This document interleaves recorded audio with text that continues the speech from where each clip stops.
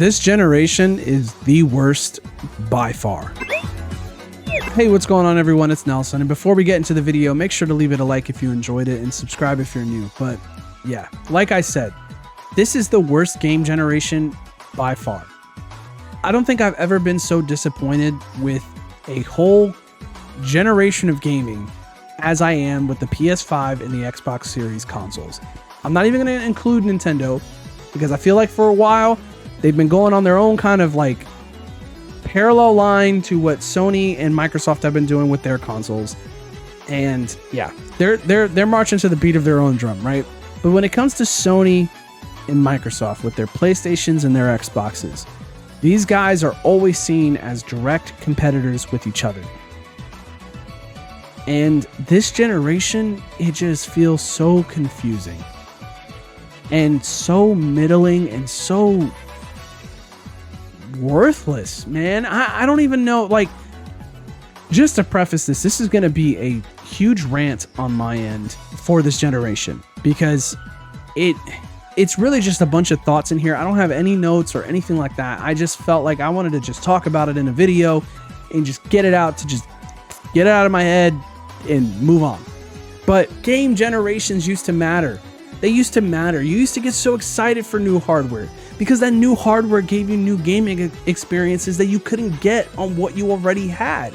Like, you couldn't get Smash Bros. Melee if you had an N64 only and planned on staying with that.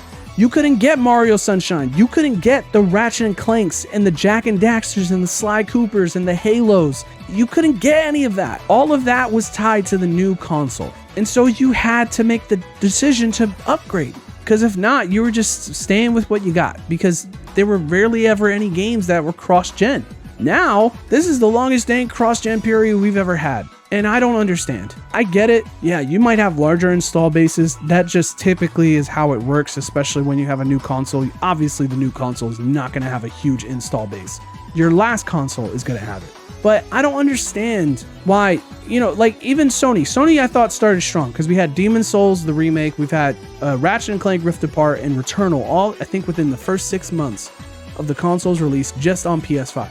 We had Sackboy and Miles Morales, which were cross-gen games. That makes sense because you're early on. The early on part, sure. But God of War Ragnarok, Horizon Forbidden West, why are those cross-gen? Just make it PS5 only. Why were those cross-gen? It just doesn't make any sense. I can see the cross-gen stuff happening more with multi-platform games. Like, obviously NBA 2K is going to try and get as much money as it can. Yeah, put it on everything, right? Or freaking Fortnite, making sure that they're keeping support up for their PlayStation 4 version and all that stuff. But like, first-party endeavors? First-party projects? Come on, push it to the new system. Get people excited. Get people going, man, do I really want a PS5? Or do I really want an Xbox Series console? And then Xbox, they had a rough generation with the Xbox One, and they started turning it around in that last half. Everything is just Game Pass. You don't even have people buying games. They're touting big player bases, and their player bases are predominantly from people who are just paying for Game Pass. People don't want to buy the games. They're just saying $20 a month. Here's my 20. I'm going to play whatever you have on there. And then I'll cancel it or I'll keep it going, whatever. And it's just like, even their console exclusives have been a bit middling. Like, Starfield wasn't as great as I'd hoped it would be. I mean, I love the aesthetic, but it wasn't that great. And, in my opinion, Gears 5 wasn't that great. Halo Infinite was very, I wish that was more. And it sucks that even like the cliffhanger for that game is just not being touched. I don't know, man. They've done some really weird stuff. And I just remember and I can't even, I felt like I was too young. I can't tell you much about the PS2 and the Xbox. I played a lot of games on those consoles, but the 360 and the PS3 era, that I'm the most nostalgic for. Even though my favorite game of all time is on the PS2, which is Kingdom Hearts, the PS3 and the 360 era was something else. You had so much happen with new hardware, exciting prospects for like the way games were going to be made, and then you saw the games. And I mean, you had Uncharted, you had The Last of Us, you had God of War 3 drop. Oh my gosh, forgot about God of War 3 on there. 360 had Gears and Halo 3, like Halo 3. You grew up in the Halo 3 era. You grew up in peak gaming history. Like, I just, there's no other way to describe it. And while I love the PS3, that thing was only played for the exclusives. The 360, I played all my multi-platform games. I played all of the exclusives on there. All of my friends were on that. And that did something. That meant something, man. You got excited to get back home from school and boot that system up and whatever the noise was. Like, everything about both of those consoles was so good. And they did like some noticeable advancements in the way games were like visually done, and then the way that they even handled how they told the stories. Uncharted is the first thing to come to mind. Like, that honestly felt like a blockbuster movie, but you were playing it with a controller. And it was so cool because you got to start seeing like, oh, this is what we can do with games. We can make some really interesting, narratively driven stories with them. It didn't just have to be platformers. It didn't just have to be do this objective, and complete the list. It could have some story driving the player to finish it. And yeah, that just mattered. That just mattered. And you didn't see a lot of cross-gen stuff. You didn't see a lot of, a lot of this poopy.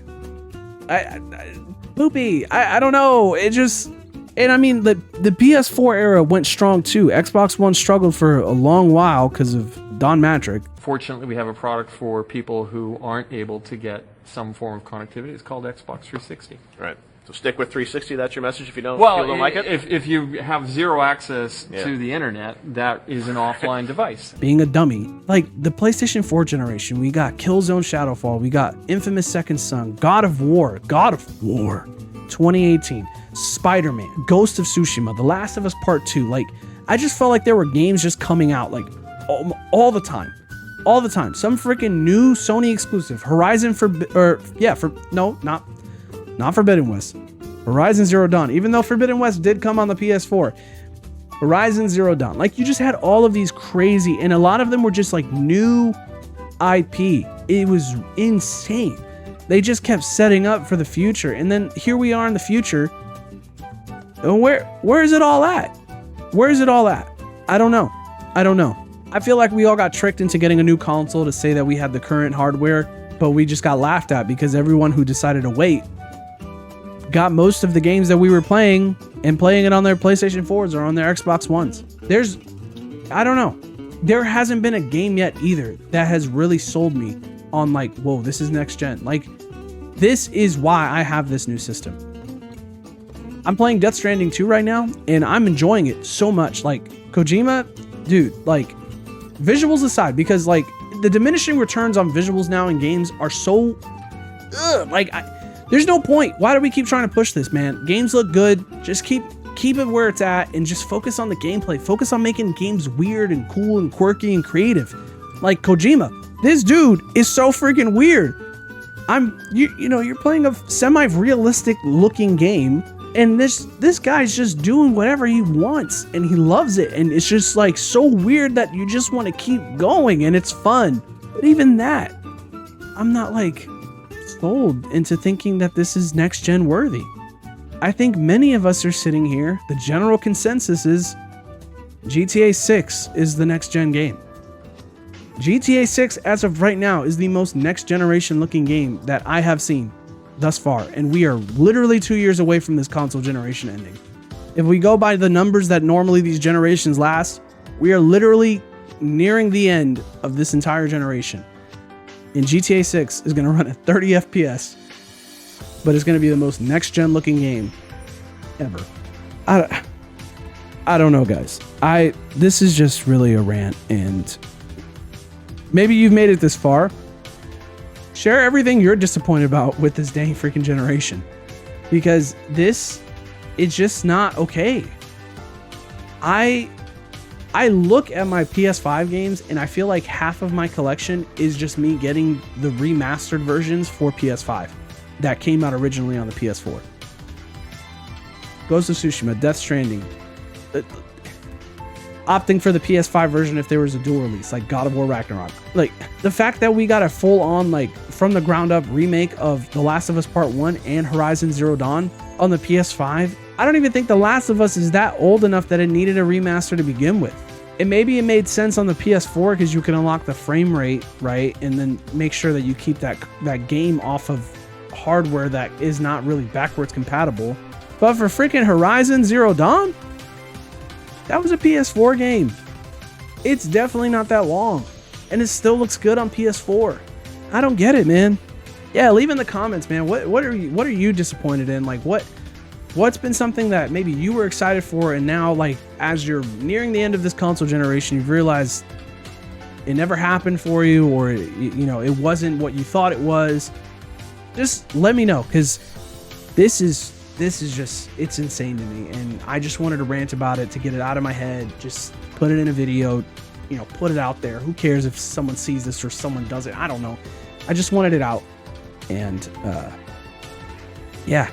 I just wanted to share my thoughts because I used to be excited for this stuff, and I'm okay with consoles being iterative, right? Even the Switch 2 has done that. It's a very iterative console in design and function. But with what I'm hearing with Donkey Kong Bonanza, that's the weird that Nintendo is known for. It's all in that game. And so hopefully these brands, they show us that the games are what's going to make the difference, as it always should have been, and it always has been. The games show us why the console is important and why the console is something worth to be excited for. And right now, while I have been excited for some games that have come out or are planned to come out, nothing's really screamed at me in a way where it's like, oh, this is why I have this system. This is next gen. This is why you need a PS5 or an Xbox Series. Nothing's done that. Even down to, I love Final Fantasy VII, even down to the freaking Rebirth game. That's something I could have waited on.